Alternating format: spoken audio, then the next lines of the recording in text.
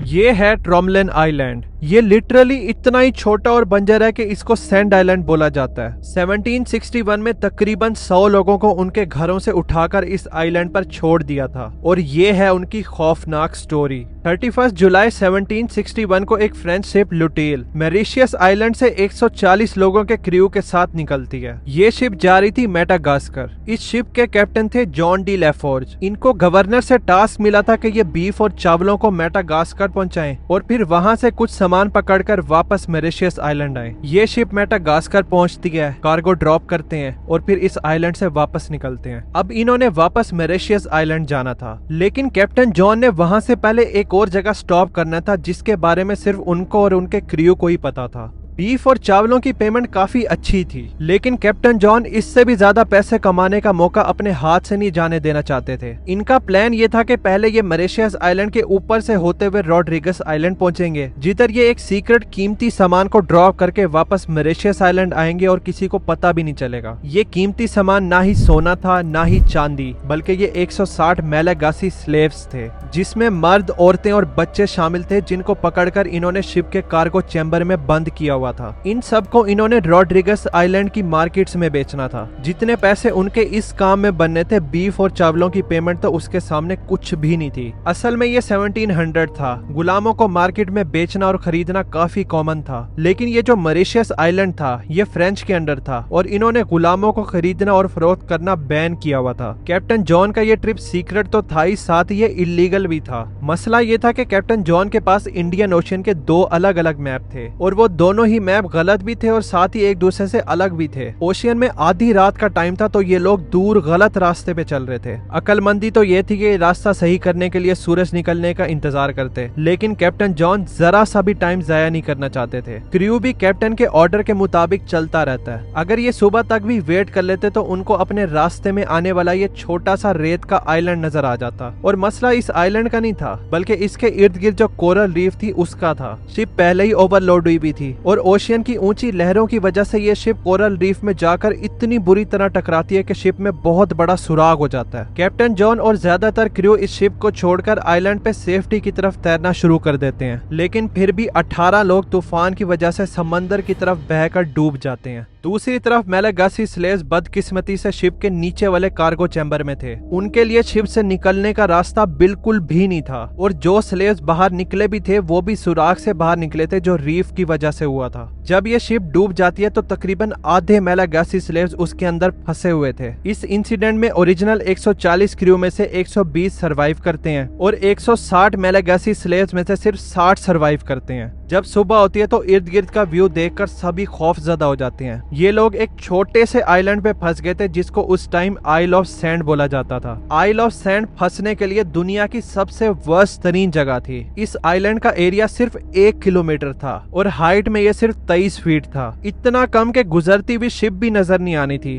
दरख्त भी होते तो अलग बात थी, लेकिन इस आइलैंड पे छोटी छोटी घास और रेत के अलावा कोई भी सब्जा नहीं था। जाहिर है जिधर सब्जा नहीं होता तो उधर किसी किस्म के भी जानवर नहीं रहते। हाँ, पानी में मछलियां जरूर थी, लेकिन रीफ्स की वजह से उनको भी पकड़ना मुश्किल था। सबसे आसान फूड था सी बर्ड्स, जो इस आइलैंड पर उड़कर आते रहते थे, और टर्टल्स भी अक्सर घसीटकर इस आइलैंड पर आ जाते थे। इधर मौसम इंतहाई गर्म था। शेल्टर तो था नहीं तो सूरज की शुआएं डायरेक्ट पड़ती थी। दिन तो गर्म होते ही थे, साथ ही रातें इंतहाई ठंडी होती थी। खौफनाक तूफान भी इस एरिया में अक्सर आते रहते थे। ये आइलैंड 450 किलोमीटर दूर था मेडागास्कर से और तकरीबन 550 किलोमीटर दूर था करीब के रियूनियन आइलैंड से। इन लोगों के लिए वर्स्ट पार्ट ये था कि किसी को भी इनके इस ट्रिप के बारे में नहीं पता था। जब कैप्टन जॉन बाकी सर्वाइवर्स के साथ इस आइलैंड पर तैर कर आए थे तो उनका बिहेवियर काफी अजीब होना शुरू हो गया था। एक तो वो इंडियन ओशन में लॉस्ट हो गए थे, उसका प्रेशर और स्ट्रेस अलग था। साथ ही इस ट्रिप से जो हक हलाल के पैसे मिलने थे वो भी गए। इसके अलावा ये जो मेलागासी स्लेव्स को छुप के ट्रांसपोर्ट करके हाईली इलीगल एक्टिविटी कर रहे थे, अब उसको भी नहीं छुपाया जा सकता था। और अगर उनको अब इस आइलैंड से रेस्क्यू कर भी लिया जाए, जो कि किसी ने करना तो नहीं था, तो भी उनको मॉरिशस आइलैंड के गवर्नर को इस इलीगल काम काम के बारे में जवाब देना पड़ेगा। ये प्रेशर कैप्टन जॉन के लिए बहुत ज्यादा था। तो अब lieutenant Barthelemy Castellan de Vernet captain John को रेस्ट देते हैं और वो खुद कमांड संभाल कर सर्वाइवल एफर्ट शुरू कर देते हैं। जैसे ये लोग इस आइलैंड पर आए थे तो जो सामान शिप से बहकर इस आइलैंड पर आया था ये उस सारे सामान को इकट्ठा कर लेते हैं। अब क्योंकि शिप करीब ही डूबी थी तो ये लोग बार बार डाइव करके उसमें से जरूरत का सामान भी निकाल लेते हैं। इन एफर्ट्स की वजह से ये लोग काफी सारा सामान, लकड़ियां और दूसरे आइटम्स जमा कर लेते हैं। लेकिन जिंदा रहने के लिए सबसे इम्पोर्टेंट चीज जो बॉडी को चाहिए होती है यानी फ्रेश पानी, उस पे कोई गौर ही नहीं करता। अब क्योंकि क्रू के पास सारे खाने पीने के सामान का कंट्रोल होता है और मेलागासी लोगों को ये लोग कमतर समझते थे। मेलागासी लोग इनके सामने कुछ बोल भी नहीं सकते थे, जिसकी वजह से पहले ही कुछ दिनों में 8 मेलागासी लोग डिहाइड्रेशन की वजह से मर जाते हैं। ये चीज देखकर क्रू भी फिक्रमंद हो जाता है क्योंकि एट द एंड उनके लिए भी तो पानी खत्म हो ही जाना था। तो वो लोग ताजा पानी ढूंढने के लिए कुआं भी खुदवाते हैं। काम तो ये सब लोग मिलकर कर रहे थे जैसे बेसिक सर्वाइवल टास्क हो गए, लेकिन फिर भी इन दोनों पार्टीज में स्टेटस डिवीजन फिर भी था। सबसे कम खाना और सप्लाईज मेलागासी लोगों को ही मिलती थी। ये डिफरेंस इतना था कि क्रू अपना टेंट ही आइलैंड के इस कोने पे लगाते हैं और मेलागासी लोगों का टेंट अपने से दूर दूसरे कोने पे लगवाते हैं। बेथेल्मी जो कमांड कर रहे थे वो ऑर्डर करते हैं कि हम ल्यूटेल शिप की मलबे की मदद से एक नई शिप बनाते हैं और कोई छोटी मोटी राफ्ट नहीं बल्कि एक प्रॉपर बड़ी शिप। जब वो बनकर तैयार हो जाती है तो ये लोग उसको नाम भी देते हैं द प्रोविडेंस। इस आइलैंड पे फंसने के 2 महीने के अंदर अंदर ये शिप बनाते हैं और इस आइलैंड से निकलते हैं। इस शिप में सारे 120 मेंबर्स और ऑफिसर्स थे और सारे मेलागासी स्लेव्स को ये लोग इस आइलैंड पर छोड़ देते हैं, लेकिन उनके साथ एक वादा करते हैं कि हम लोग मदद के लिए शिप जरूर भेजेंगे जो तुम लोगों को यहाँ से ले जाएगी।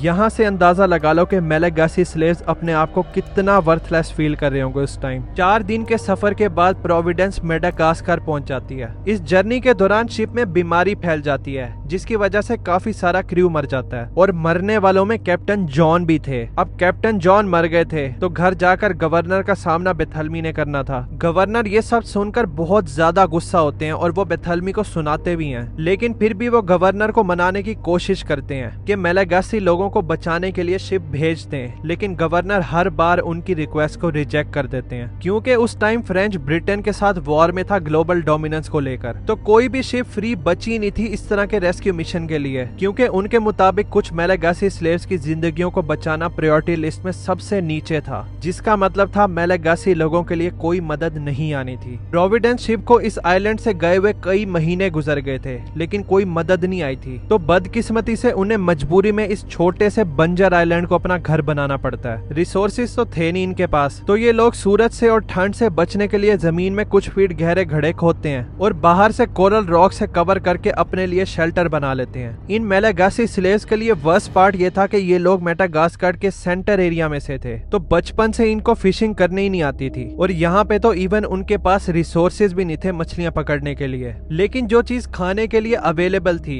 यानी टर्टल्स, उनको मेडागास्कर में खाना अच्छा नहीं समझा जाता था, लेकिन जब भूख लगना शुरू होती है तो वो इंसान से कुछ भी करवा लेती है। अच्छी बात यह थी कि इनको खाने के लिए सिर्फ कछुए और मछलियों पर रिलाई नहीं करना पड़ता था, बल्कि एविडेंस के मुताबिक ये लोग मोस्टली सी बर्ड्स पर रिलाई करते थे क्योंकि ये इस आइलैंड पर बहुत ज्यादा आया करते थे। देखो बेशक मेलागासी लोगों ने शेल्टर और खाने पीने के तरीके को इस 1 किलोमीटर बड़े आइलैंड पर अडॉप्ट कर लिया था, फिर भी इनकी पॉपुलेशन कम होना शुरू हो गई थी। ये चीज क्लियर नहीं थी कि कोई बीमारी हो गई थी या कोई न्यूट्रिशन की कमी थी, वजह जो भी थी बहरहाल लोग मरना शुरू हो गए थे। प्रोविडेंस शिप के जाने के कुछ अरसे बाद ही जो बची हुई लकड़ियां थी उससे ये जैसे तैसे एक राफ्ट बना लेते हैं। इस राफ्ट में 18 लोग सवार होते हैं और ये इस आइलैंड से पैडल करते हुए जाना शुरू करते हैं इस उम्मीद में कि ये लोग कहीं तो पहुंचेंगे और वहां से बचे हुए लोगों के लिए मदद जरूर लाएंगे। लेकिन सैडली उस दिन के बाद इन 18 लोगों को भी कभी भी नहीं देखा गया। इसके बाद हफ्ते महीनों में बदल जाते हैं, महीने सालों में बदल जाते हैं। 3 साल के अंदर अंदर 60 मेलागासी में से सिर्फ 15 लोग जिंदा बच गए थे। दूसरी तरफ बेथेल्मी अपने किए हुए वादे से पीछे नहीं हटता। आइल ऑफ सैंड से जाने के 1 साल बाद बेथेल्मी फ्रांस शिफ्ट हो जाता है। वो गवर्नर को बार बार लेटर लिखता रहता था कि फंसे हुए मेलागासी लोगों को बचाना है, लेकिन हर बार ही उसकी बात को नजरअंदाज कर दिया जाता था। बार्थेलमी सिर्फ गवर्नर तक लिमिट नहीं रहता, बल्कि वो कोई भी बंदा जिसके पास पॉलिटिकल पावर थी उसको वो बोलता रहता था कि मेलागासी लोगों को बचाना है। इसने आइल ऑफ फ्रांस के मिनिस्टर को इतना ज्यादा जिच कर दिया था कि फाइनली उसकी मेहनत रंग ले आई थी। ल्यूटियल के डूबने के 11 साल बाद 1772 में ये लोग मेलागासी लोगों को रेस्क्यू करने के लिए अप्रूव कर देते हैं। जैसे हम सबको पता है गवर्नमेंट कितनी तेजी से काम करती है, तो अप्रूव करने के 3 साल बाद भी कोई भी शिप पोर्ट से निकलती नहीं है उनको बचाने के लिए। फाइनली 1775 में एक शिप उनको रेस्क्यू करने के लिए निकलती है, लेकिन ये शिप आइलैंड के करीब आती है और रीफ्स को देखकर यू टर्न मारकर वापस चली जाती है। अब इस बात को भी 1 साल और गुजर जाता है और दूसरी शिप 1 साल बाद दूसरे रास्ते से आती है। ये आइलैंड के इतने करीब आ जाती है कि रीफ से बोट डैमेज ना हो। ये एंकर ड्रॉप करते हैं और राफ्ट के जरिए 2 बंदे इस आइलैंड के करीब आना शुरू करते हैं। बदकिस्मती से तूफान आ जाता है और ये राफ्ट सीधा रीफ में जाकर टकराती है और उसके टुकड़े हो जाते हैं। एक बंदा तैरकर वापस शिप में चला जाता है और दूसरा बंदा तैरकर इस आइलैंड पे आ जाता है। वो बंदा आइलैंड से देखता है कि शिप अपना एंकर उठा रही है और उसको भी वो लोग इधर छोड़कर वापस जा रहे हैं। आता तो वो इन लोगों को बचाने है। अब ये बंदा भी इस आइलैंड पे फंस जाता है, लेकिन ये बंदा इन लोगों के साथ एक नई राफ्ट बनाता है और जब वो बनकर तैयार हो जाती है तो इस सेलर के साथ 6 और मेलागासी लोग इसके साथ सवार हो जाते हैं और इस आइलैंड से दूर समंदर में सफर शुरू करते हैं। एक बार फिर से जितने भी लोग इस राफ्ट में गए थे उनके साथ क्या हुआ इसके बारे में भी आज तक किसी को नहीं पता चल सका। जब राफ्ट गई थी तो बाकी मेलागासी ये उम्मीद लगाकर बैठे थे कि वो लोग कहीं तो पहुंचेंगे और फिर मदद जरूर लाएंगे, लेकिन फिर इनको भी गए हुए महीनों गुजर जाते हैं और उनको क्लियर हो जाता है कि यहाँ से भी मदद नहीं आने वाली। लेकिन 29 नवंबर 1776 को सब कुछ बदल जाता है जब एक फ्रेंच वॉरशिप डोफिन इस आइलैंड पे आ जाती है। इस शिप को कमांड कर रहे थे कैप्टन जैक्स मैरी ब्यूडेन डी ट्रम्बलेन, और जो कैप्टन और क्रू इस आइलैंड पे देखते हैं वो सब हैरान हो जाते हैं। टोटल में 60 मेलागासी स्लेव्स में से 15 साल पहले जिन्होंने शिप रैक को सरवाइव किया था उसमें से सिर्फ 7 औरतें बच गई थी और इनमें से एक औरत ने 8 महीने का बच्चा भी पकड़ा हुआ था। कैप्टन जैकिस इस आइलैंड का सर्वे करते हैं कि ये लोग आखिर इस आइलैंड पे रह कैसे रहे थे, तो उनको यकीन ही नहीं आ रहा था। इन लोगों ने रीफ स्टोन से छोटे छोटे घर बनाए हुए थे, खाना स्टोर करने के लिए शेड बना हुआ था, दरख्त तो थे नहीं इस आइलैंड पे, तो मेलागासी लोगों ने छोटा सा टावर भी बनाया हुआ था गुजरती हुई शिप्स को देखने के लिए। फाइनली इन बची हुई मेलागासी स्लेव्स की सफरिंग खत्म होने वाली थी।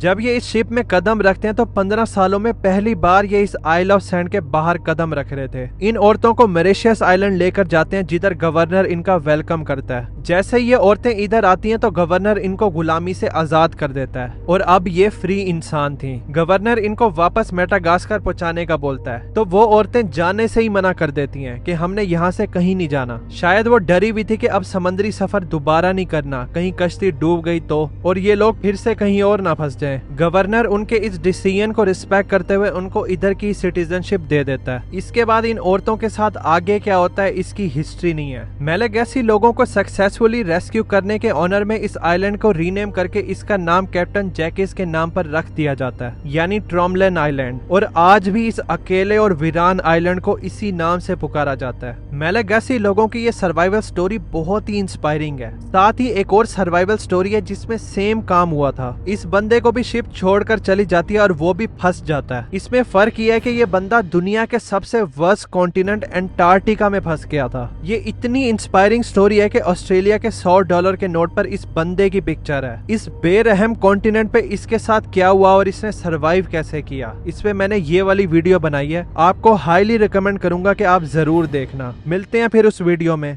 Thanks for watching.